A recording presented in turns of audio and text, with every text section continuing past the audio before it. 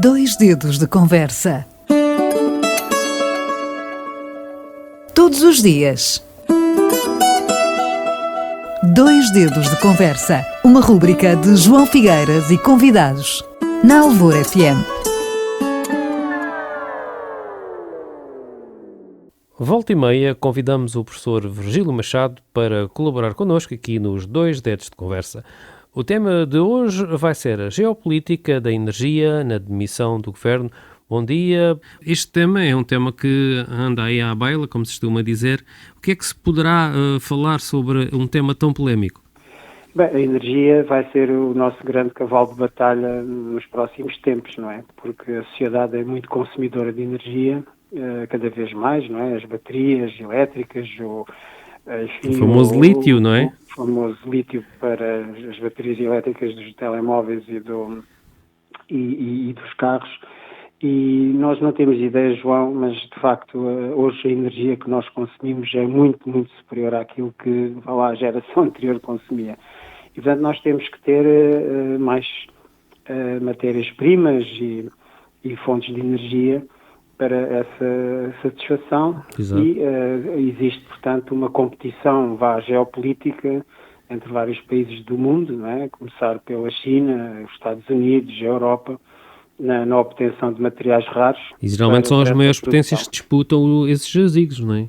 Pronto, Exatamente, como essas é lógico. potências disputam os jazigos, embora nós, segundo as tendências internacionais que estão a verificar-se, os estudos internacionais, pensa-se que a Europa está a tomar um passo atrás na questão dos materiais raros, por exemplo, face à China e também aos Estados Unidos, que estão-se a afirmar como grandes produtores energéticos. E, portanto, nós temos aqui na Europa a necessidade rápida de avançar nessa produção e nós estamos a encontrar os mecanismos para isso, não é? Seja porque, de facto, existe muita oposição das populações à abertura de minas e à abertura de espaços para essas produções, seja porque, de facto, temos a questão das alterações climáticas que estão a provocar, digamos, no ponto de vista da consciência das pessoas, uma percepção... E uma atitude diferente, não é? Uma atitude que, efetivamente, faz com que nós nos preocupemos com as questões ambientais, não é? Uhum. E, portanto, nesse contexto, ou nós teremos que ser menos gulosos no consumo de energia, ou então... Mas cada vez avançamos mais no mundo tecnológico, né? Que consome muita energia. Está aqui um grande dilema. Se somos muito exigentes nesse mundo e temos que arranjar maneiras de produzir, ou então se não vamos ser tão exigentes e moderamos um pouco o consumo e procuramos então estar um bocadinho mais de paz com o ambiente e nomeadamente com todo um conjunto de energias que sejam mais amigáveis com o ambiente, não é? Uhum. E portanto nós, Portugal, somos um território muito cobiçado para determinado tipo de energias e é natural, portanto, estamos a falar do sol, estamos a falar das marés, estamos a falar dos ventos, enfim, sabe-se lá o que é que a nossa plataforma oceânica tem por aí, não é? Claro. Para oferecer mesmo na prospecção dos chamados materiais raros. Mas nós temos um grave problema, João, e agora, enfim, falando um pouco da atualidade, é que as nossas leis do ordenamento do território estão muito mal feitas, não é?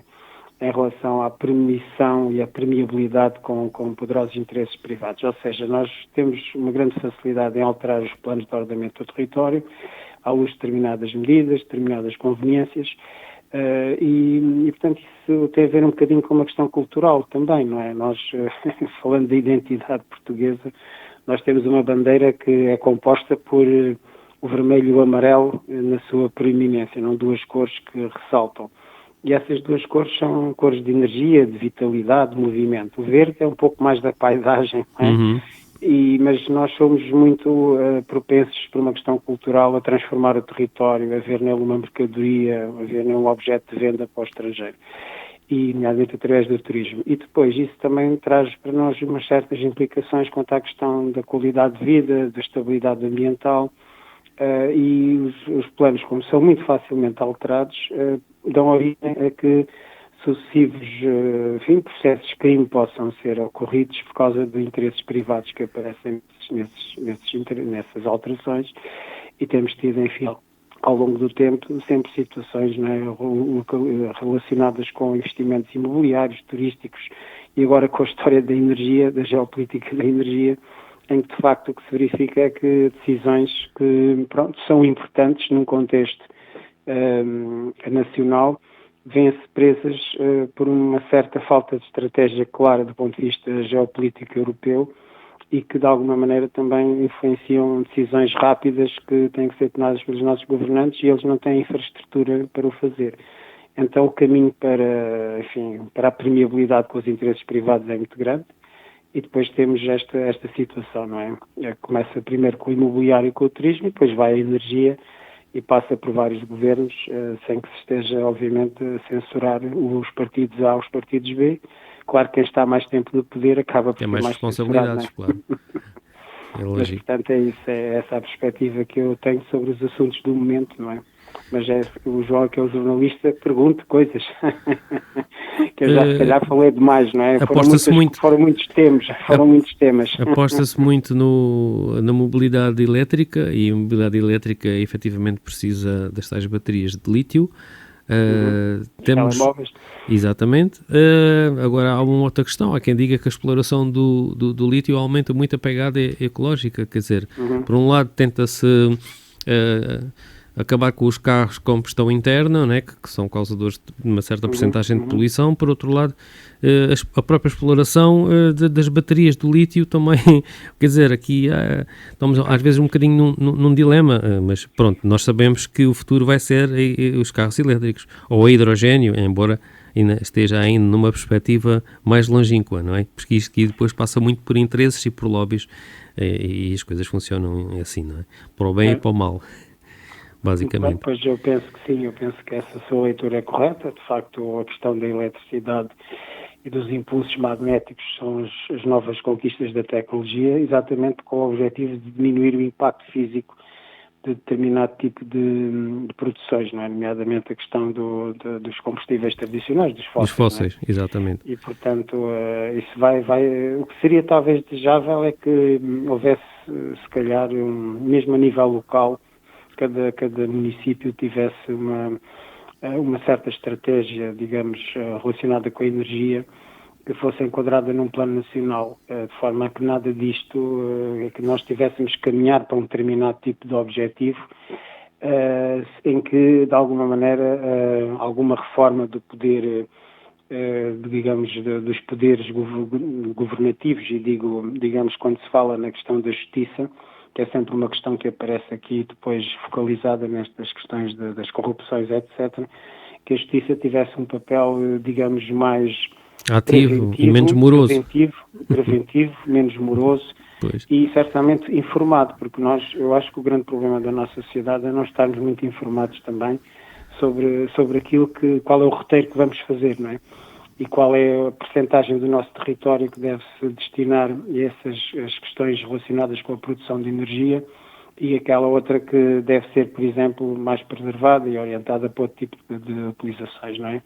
Nós temos também de ter uma certa estabilidade nisto e procurar saber que equilíbrios podem ser obtidos para nós depois podermos ir para uma meta, para um determinado objetivo que seja de alguma maneira partilhado e informado, que as pessoas, se não conseguirem ser informadas e não se partilhar essa informação, mais difícil se torna a percepção destes e ter uma opinião minimamente sensata, não é? Andamos um bocadinho a navegar à vista, como se costuma dizer, não é? Na política de energia. Parece-me que sim. Acho que nós temos que mudar um bocadinho o sistema. Não sei sinceramente como. Talvez por via da Europa, talvez por via da mobilização da sociedade.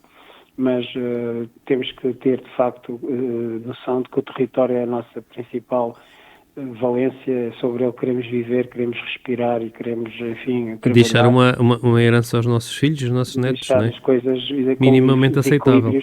E os equilíbrios que sejam necessários para que eles vivam também com qualidade de vida. Obrigado, professor, uma vez mais pela sua sempre preciosa colaboração. Em 2 Dedos de Conversa, um abraço, até à próxima. Um abraço, até à próxima, com licença. 2 Dedos de Conversa. Todos os dias. 2 Dedos de Conversa. Uma rúbrica de João Figueiras e convidados. na Alvor FM.